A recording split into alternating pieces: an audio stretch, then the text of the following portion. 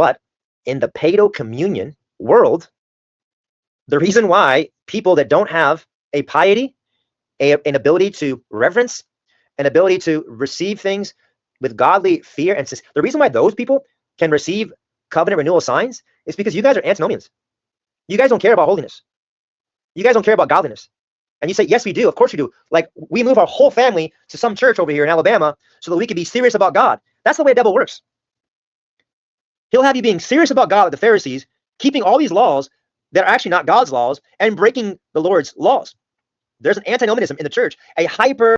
So we're antinomians, we don't care about godliness, and yet at the same time, we have all of these laws that we keep. So which is it? Are we antinomians or are we neonomians? This is a very tired accusation, and it's very sloppy. It's a hand-me-down accusation against people that do Paedocommunion. None of his diagnoses are correct. They were tried and they're found very wanting, and it gets a lot of clicks, and it's really catchy in certain ears, and it makes the hair stand up on certain necks.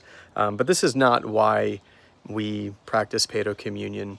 The reason why we practice Paedocommunion is because we can see the consistency of God's grace in his covenants towards all of his assembly, not just those that have rational capacities, but even his little ones who were carried in the glory cloud through the waters of baptism into Moses, which echoes in the new covenant.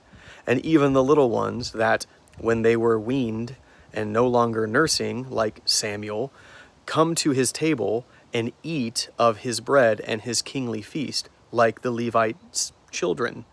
And again, we are a kingdom of priests.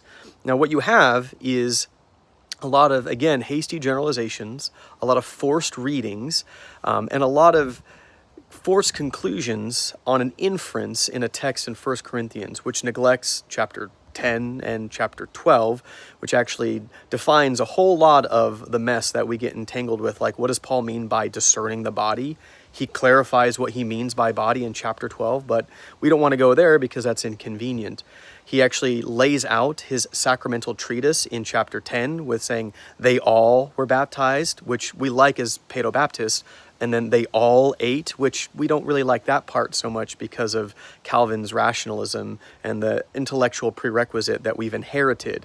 So this, again, these are just tired arguments, and what you have here is now a Reformed tradition, very papal in its display and how it's exhibited, and we've lost the spirit of Semper Reformanda, and, well, not all of us.